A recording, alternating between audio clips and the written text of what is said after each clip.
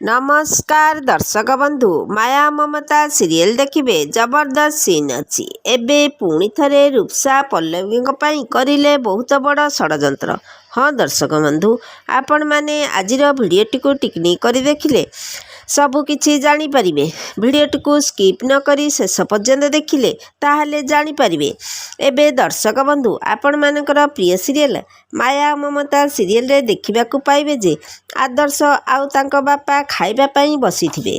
माया आदर्श बापा को कहिबे मते एबे मुनमुन घर को जीवाकू पड़िबो।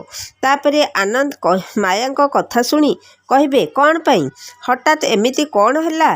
तापरे माया कहिबे अरे से टीचर को ममता याडू सियाडू कथा कही प्रथम दिन ही फेरई देइछंती।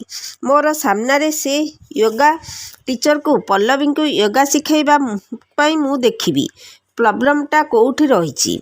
माया कथा शुणी रूपसा मने मने बहुत खुशी होउथिबो।